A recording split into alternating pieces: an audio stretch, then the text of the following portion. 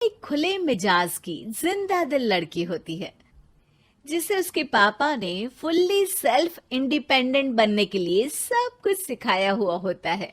एक शाम पायल अपनी बाइक पर सीटी बजाते हुए कॉलेज से घर वापस पहुंचती है, जिसे देखते ही उसकी मम्मी गुस्से में पूरा घर सिर पर उठा लेती है। आ गई महारानी, बहुत बोलते थे मैं अपनी बेटी को सब कुछ सिखाकर दुनिया में मजबूती से खड़े रहना सिखाऊंगा, साथ में बेटी को लफंडर बनना भी सिखा दिया, ये नहीं बताया। क्या हुआ? आज ये कुकर इतनी सीटियां क्यों मार रहा है? सीटी? सारी फसाद की जड़ तेरी वो बाइक और सीटी है, उन्हीं से लड़के छेड़ती है ना तू। हाँ, ये तो गलत है। मुझे बताए बिना ही लड़का छेड़ दिया। हाय तौबा, ये कैसा पति और बेटी मिले हैं मुझे। अरे मम्मी यार, तुम ओवर एक्टिंग बंद करो। और मैंने कोई लड़का नहीं छेड़ा पापा। शिट यार। अच्छा मम्मी, आप पहले मुझे ये बताओ कि आपको ये सब बेकार बातें बताता कौन है? अच्छा, तूने कोई लड़का नहीं छेड़ा? अरे वही शर्मा आंटी, वही बताती रहती है, पर उसकी खबर तो मैं खुद ले लूंगी। अच्छा मेरी प्यारी बेटी, थक गई होगी ना, जा जाकर आराम कर बेटा। अचानक मम्मी को गर्म से नरम होते देख के पायल और उसके पापा कंफ्यूजन में एक दूसरे को देखने लगते हैं। आंखों से कुछ इशारे होते हैं और पायल वहां से चुपचाप चली जाती है। जिसके बाद रात को घर में सबके सोने के बाद दोनों पापा बेटी छत पर मिलते हैं। क्या खबर लाए हो? अरे तुम्हारी मम्मी तो हमसे भी तेज निकली, कोई खबर नहीं मिली। क्या यार पापा, पता नहीं अब मेरी मदर इंडिया कौन सा बम फोड़ेंगी। इसी के साथ दोनों अपने कमरे में वापस जाकर सो जाते हैं। अगली सुबह पायल जैसे ही कॉलेज जाने के लिए तैयार होकर कमरे से बाहर निकलती है तो उसकी मम्मी उसे लड़के वालों के सामने ले जाकर खड़ा कर देती है। जी, ये है मेरी बेटी पायल, थोड़ी चंचल है लेकिन बहुत नेक दिल और होशियार है। देखते ही देखते कुछ घंटों में पायल और शुभम का रिश्ता पक्का हो जाता है, जिसके कुछ दिनों बाद पायल शादी कर अपने ससुराल पहुंच जाती है। सोचा था मम्मी कोई बम फोड़ेंगी, पर उन्होंने तो सीधा मुझे उम्र कैद की सजा ही दे दी। बहू, अब उम्र कैद समझो या बम, रहना तो यही है, निभाना यही है, इसलिए छिछोरी हरकतें बंद करनी होगी। है? ये आप क्या बात कर रही हो? मैंने क्या किया? इतने मासूम ना बनो, मुझे तुम्हारे कारनामों के बारे में सब अच्छे से पता है। ऐसा बोलकर सास तो वहां से चली जाती है, लेकिन पायल सोच में पड़ी वहीं खड़ी रह जाती है। जिस पर शुभम उसके पास आता है। तुम मम्मी की बात का बुरा मत मानना, वो पड़ोस वाली आंटी ने उन्हें तुम्हारी बाइक चलाना, सीटियां बजाते हुए घूमना, बेधड़क सबसे बात करना वगैरह जैसी कुछ बातें बता दी है, जिसे सुनकर उन्हें गुस्सा आ गया है। पर फिक्र मत करना, धीरे धीरे साथ रहने से वो भी ठीक हो जाएंगी। Thanks for your concern, but I don't care. Payal सीधा अपने कमरे में चली जाती है।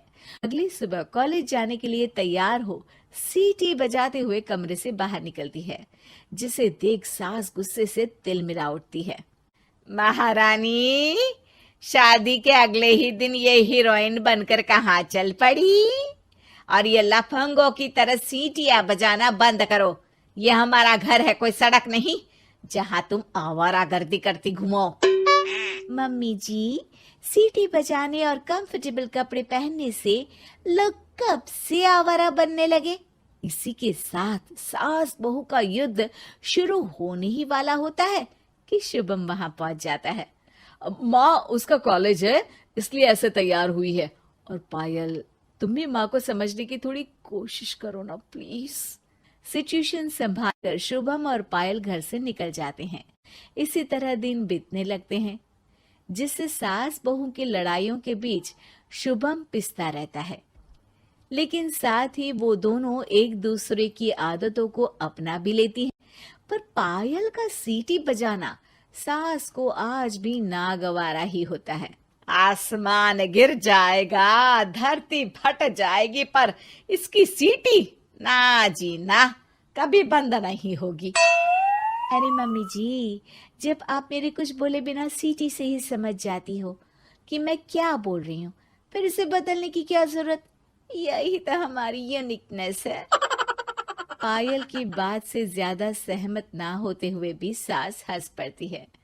उसी शाम पूरा परिवार घूमने जाने का प्लान बनाकर घर से निकल जाता है और उनके जाते ही घर में चोर घुस आते हैं और तभी वो सब भी दोबारा घर के अंदर आते हैं बाहर से।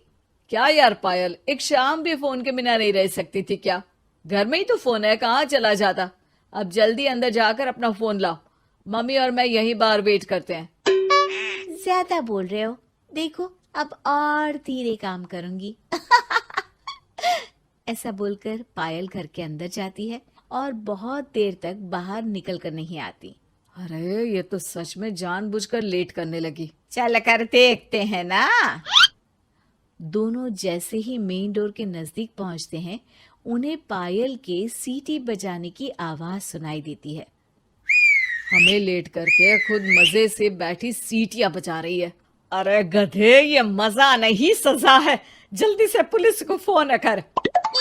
माँ की बातों से कंफ्यूज्ड शुभम उसे देखता ही रहता है। सास खुद ही पुलिस को फोन कर देती है। कुछ देर बाद वो दोनों पुलिस के साथ घर के अंदर जाते हैं तो पायल एक कुर्सी पर बंधी होती है और सास को देखते ही दोबारा सीटी बजाने लगती है। ए, सीटियों की दुकान फिर से शुरू हो गई तू? और क्या इन सबको कह रही है कि चोरा है चोरा है? तुझे कैद किया है, थोड़ा तो तरस खाकर डर हमसे। और प्यार से क्या बोल रहा है इससे? अरे इसके सर पर बंदूक लगा, ठोक दे इसको। अरे चल झूठे, तेरे पास तो हथियार है ही नहीं। सास की बात सुन वहां मौजूद सारे इंसान हैरान रह जाते हैं और पुलिस तुरंत उन चोरों को अरेस्ट कर लेती है। आपको कैसे पता कि इनके पास हथियार नहीं है? अरे सीटी नहीं तो बताया।